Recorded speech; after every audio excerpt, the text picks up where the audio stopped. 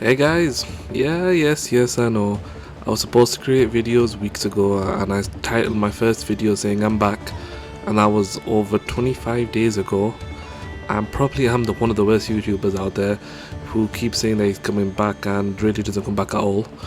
I do apologize for that. I'll be honest, I was thinking about the ways I could return, doing these fancy video edits, doing this great video, taking all my time and effort just to do one video, but then I thought it might be great now, but it might not be the best for me mentally. And I was thinking, why do something so big and extravagant like that when right now all I need to do is just build back my audience? So I thought, scrap that idea. We're gonna do something simple. We're gonna be doing literally basic bit of profile picture in the middle, video playing in the background, and that's my type of video. And I'm just going to be pumping out videos like this. You might see a couple of new ones where I do a couple of edits. Most likely that'll be for Fatal 100 Year Quest ones where I just show you the manga panels and we just read through it together. But for now we're just going to be doing simple videos like this where we just talk about Fatal, any Fatal videos, and we just discuss really. It's going to be on a discussion video, a possible theory videos, and yeah. So sit back, relax, and I hope you to enjoy this video. So what is this video going to be about today? Well, we are going to be discussing the possible end of Fairy Tail 100 Year Quest. I know I did a video back a couple of years ago where I was talking about the end of Fairy Tail 100 Year Quest, where it would be all the dragon gods are keys, and once the dragon gods have been defeated, then the keys unlock this special door, and behind that special door is a deadly foe, probably the number one dragon ever, maybe even universal. Universal dragon. That's got a nice ring to it. But yeah, that's what I made a couple of years ago, but I'm just going to be going a little bit more on that and talking specifically about the end of it. So what I think what might happen if Hiro Mashima was to go this way. So Fatal 100 Year Quest, currently I am on, well, if you check my channel out, I'm not really gone that far. I am about 30 or 40 chapters behind what is the latest one, so try not to spoil me too much in the comments below about what's happened currently in Fatal 100 Year Quest. I need to read up on those and also create more videos for you guys on those. But right now this is just going to be me predicting the ending, so if anything's happened in the future where something like this has happened, I'm going to put it here and here.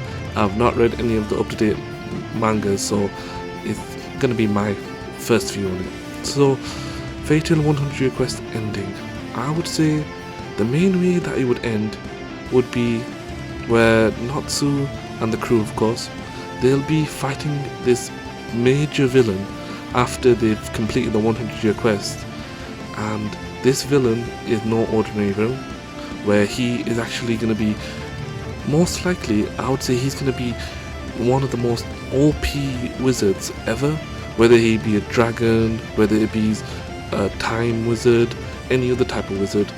It'd be literally, it could even be the creator of magic, who knows.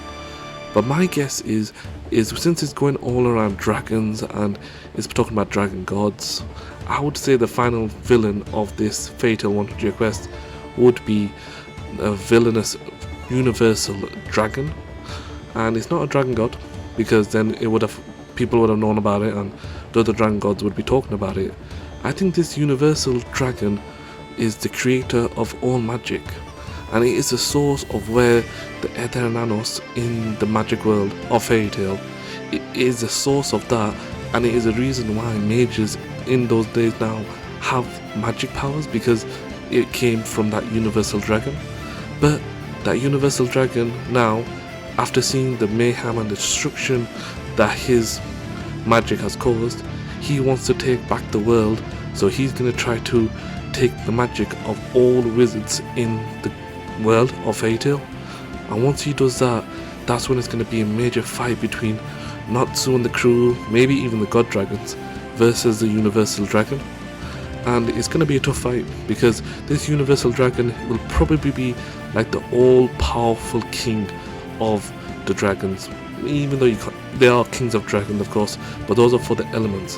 I'm talking about the kings of kings of kings, where this one is going to be literally so OP that, you know, the move that the Dragon Slayers had to use versus Agnologia just to defeat him? Well, they might have to do that again, but this time include all of the Dragon Gods as well. So like Ignia, Selene, Vernius, all of their powers into one person, whether that be Natsu or not. And who knows, maybe by that stage, Natsu might have unlocked his END, because we all know, 100% we all know, END is still live within Natsu. And even though the book was destroyed and Natsu's become its own person, that power which we've all wanted to see for so long is definitely still within him. I can almost sense that it is still within him. So all we need to do is just wait to see what's going to happen with that. But in the final battle, I hope that Natsu is able to control that, and once he does, he's able to channel all the powers of all the dragons in the world and defeat this universal dragon. And at the end of it, even though they barely defeat the universal dragon, the dragon that, well, the evil dragon in this case, isn't actually an evil dragon. He was probably testing the wizards of that age to see if they would actually come together to defeat one common enemy, which was the universal dragon.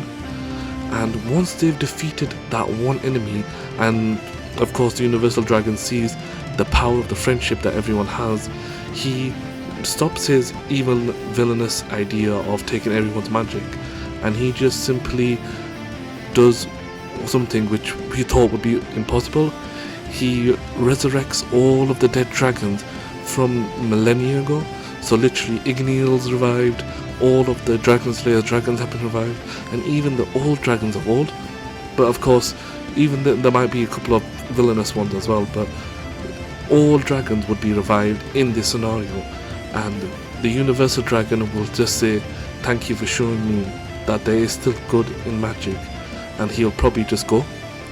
And that'll be a really interesting ending to Fairy Tail, because firstly it would show that, well, everyone can work together to take down one common enemy. It showed the power of friendship, which, I'll be honest, Fairy Tail is the pinnacle of power of friendships, and to me it sounds like a great idea to put it off, because firstly it'll test everyone's limits, it will test their friendship powers, and to me it sounds like a great ending to a great series where everyone's back, everyone's happy, and everyone's just living their lives the way they want to. Even though bringing back all the dragons would be quite impossible, and I'll be honest, it might not even happen, it's still a cool idea to think that dragons might return one day, thanks to the final battle of the 100-year quest. But yeah, that's my idea of what I think the ending might be, version 2. Let me know what you guys think in the comments of it, and if you have reached this far in the video, comment down below gear if you have reached this part of the video.